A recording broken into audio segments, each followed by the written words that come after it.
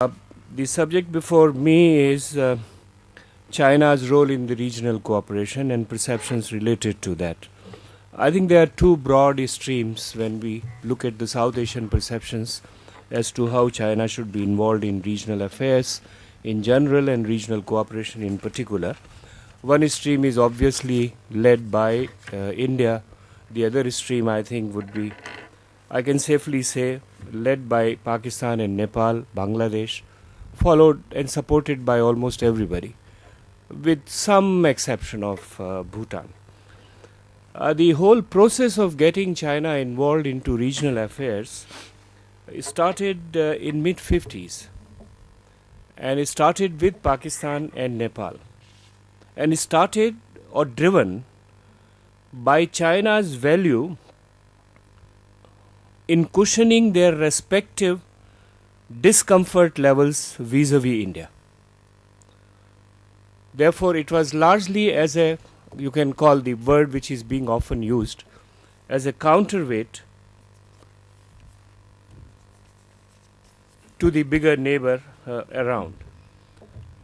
This counterweight, we'll go into detail since because of time I'm just flagging the issues.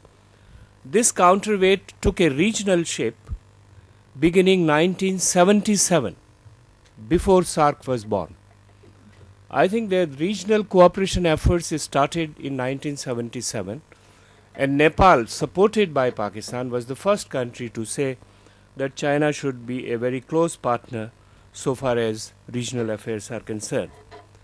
When SAARC got into existence or was even being formed, there was a very strong plea that China should be involved.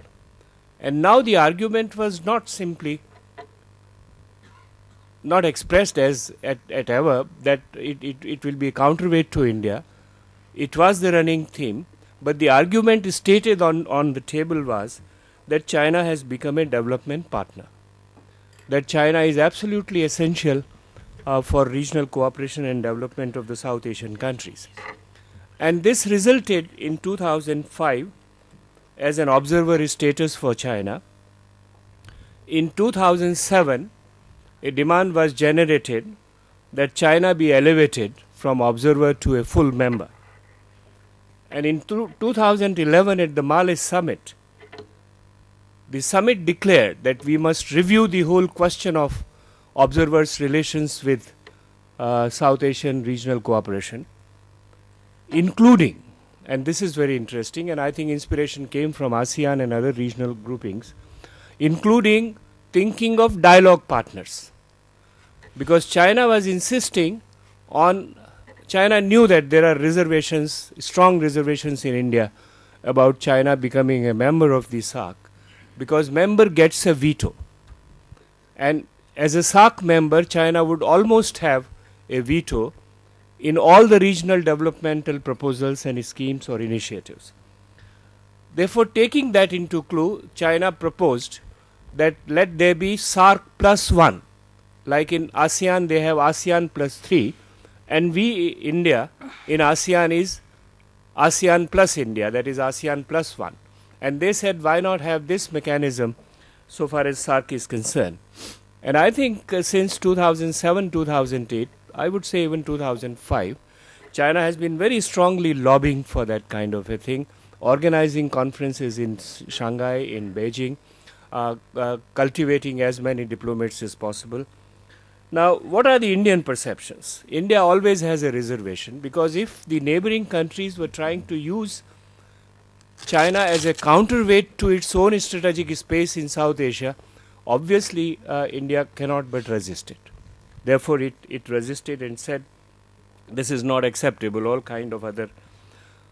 Gradually, however, and there are several developments which I am listing, India has been nudged to accepting a lot of developments which have taken place, including observer status and all that. Reservations have mellowed down. And 2005, as I said, was the single indication that China was accepted as an observer. To begin with, this was a kind of a swap arrangement between India and China, unwritten, unexplained, undeclared, but it was very much there. China lowered its reservations for India becoming a member of EAS. East Asia Summit. And China also lowered its reservations on India becoming an observer of SCO. And I think it was a swap between China getting into SAARC and India getting into SCO and EAS. Then, of course, China has risen as a tremendous, formidable economic power, opened up economic opportunity, and one South Asian country which has taken the most advantage of it is India. Look at the trade, look at investments, whatever else it is. Whatever other countries say, I think the economic engagement is thickest, strongest between China and India.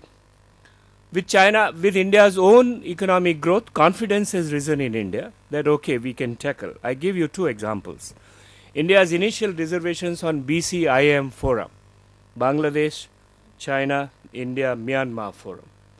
India was stoutly resisting to participate initially. It has now accepted to the extent that Indian and Chinese prime ministers have, in principle and in practice also, agreed to collaborate to have connectivity with Bangladesh, Myanmar and that region, also northeast of India, in order to develop that region. I'll come to some of these aspects just now in a little more detail. And there is a change in the India's corporate sector in dealing with China.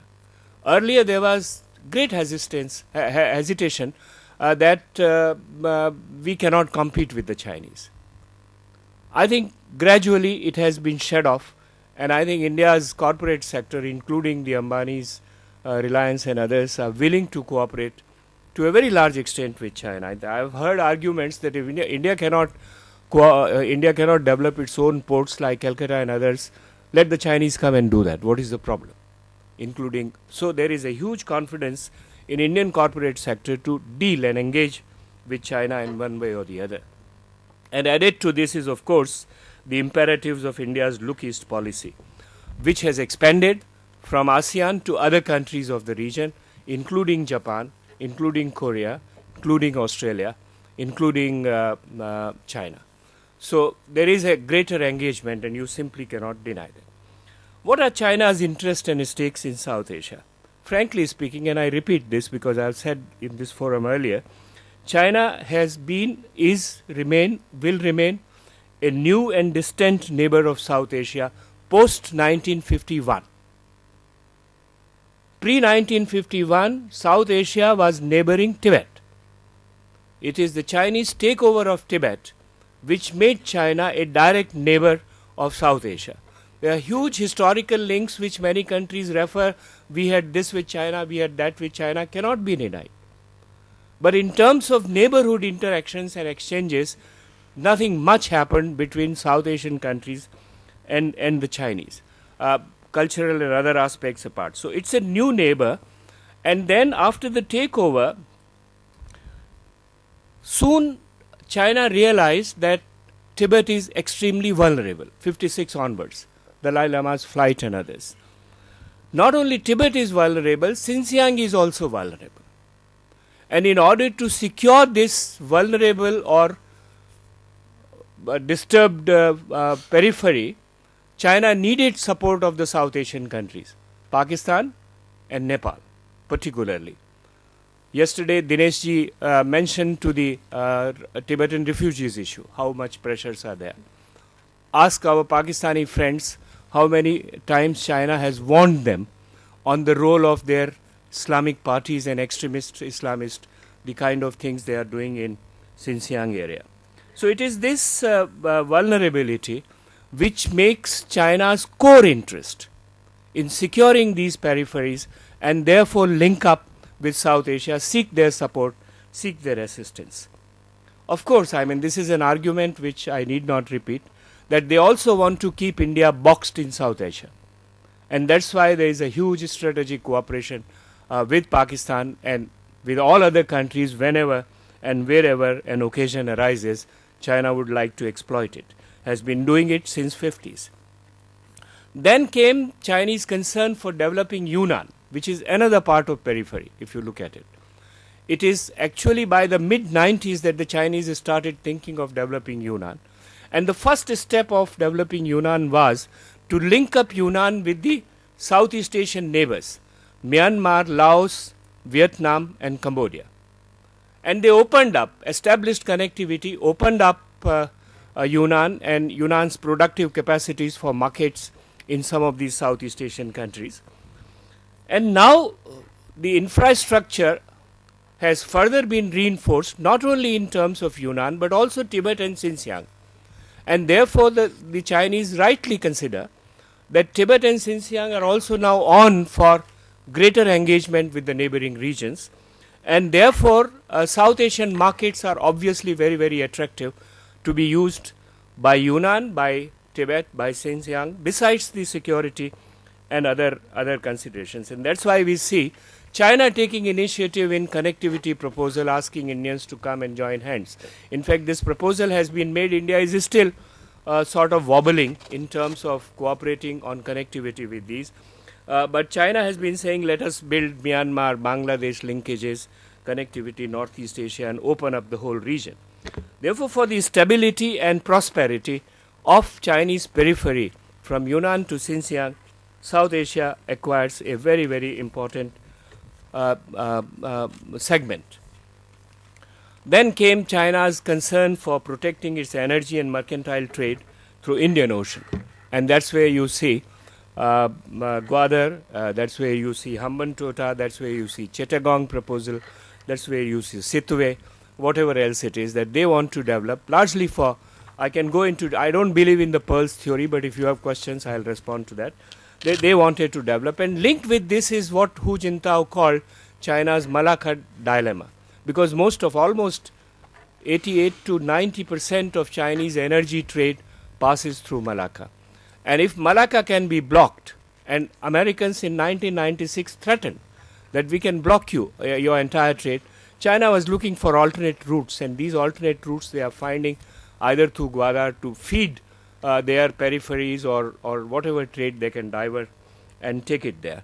And China now realizes that it is not only the Americans who threaten to blockade them, but if Andaman Nicobar develops into a major and formidable base for India, it will increase India's reach tremendously and would come into their discomfort in one way or the other. To add to this is now the Indo-US strategic partnership linked up with US pivot, which further worries China, and therefore in reaction China wants more and more involvement with South Asia. In the totality, therefore, China's economic interest and strategic interest cannot be wished away from South Asia. Engagement, therefore, is a must. One cannot avoid it. I think India has learned that and is trying to cope and adjust with it, both in terms of economic and strategic aspects. But for this engagement, some of our South Asian neighbors of India are asking for China's membership of the SAARC.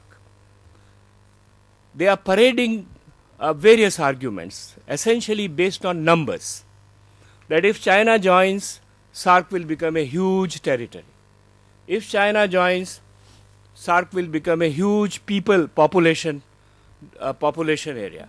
If China joins, trade would enhance. If China joins, investments would enhance.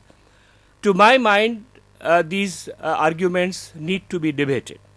They debated in the sense that if China does not become a SAARC member, will there be any decline in all these parameters, at least in terms of economic engagement? In fact, China's economic engagement has enhanced tremendously in the last about 7 to 10 years without they being a member of the SAARC. So becoming a SAARC member is not a condition for increasing either. Secondly, they say that it will strengthen regional cooperation, and I will come to this question. If it will strengthen regional cooperation, consider some of the issues which I am flagging. One is that, as I said, the Chinese economic engagement will grow, definitely with South Asian countries, with or without SAARC membership.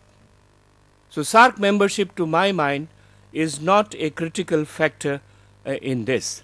But when this economic engagement grows, many of the South Asian countries, including Bangladesh, including Sri Lanka, realize it, that this would be highly tilted in favor of China, both in terms of trade balance, both in terms of economic dependence. And I'll link to this one more example which I come in a short while. Secondly, and with due apologies to, give me 2-3 minutes, due apologies to my economic co-panelists, if I want to become a little personal, I wrote a book before SARC was born on SARC. And I said primacy of politics in South Asia. When SARC was announced as a development cooperation grouping, the economists hijacked the agenda and marginalized people like me, that politicians are not required. You like it or not, SARC is not progressing, not because of the lack of economic theories or economic analysis or economic data or the prospects and opportunities which the economists are bringing it out. SARC is not progressing essentially because of political hurdles. And these political hurdles operate at two levels. One is in terms of bilateral relations amongst the SARC countries, and secondly in terms of the internal polities within the SARC countries. The major bilateral hurdle is India-Pakistan hiatus. China is a part of the problem in India-Pakistan hiatus rather than a part of the solution. Therefore, China's entry as a member into SARC is not going to diminish this hiatus. If at all, it will enhance this hiatus. Secondly, the South Asian countries are struggling for consolidating and establishing their democracies, and I would say the SARC would not develop unless these democracies orient their politics to developmental politics, not nationalist oriented politics, not sentimental oriented politics, unless they be, which it is not at the moment. And China has no sympathy either for democracy or for developmental politics. In fact, China is characterized by preferring strong, assertive, centralized regimes on its periphery. Please look around. Show me one country where China has helped or encouraged democratization in one way or the other. And South Asia's democratization, I would like to go into the details that now China, and Dinesh Bhattrai yesterday mentioned it, that now they are getting deeply involved into domestic politics of the countries like Myanmar, like Nepal, because these countries are democratizing and they see this as a challenge to their own stability in one way or the other. Therefore, in terms of democracy as also in terms of over-dependence, look at Myanmar's example. Myanmar very closely established its relations with China, and as our colleague from Myanmar said yesterday, they are now realizing the discomfort of that closeness. I don't know how many South Asian countries would like to have it. And my last point is that please look at China's behavior vis-a-vis other groupings and other regional organizations.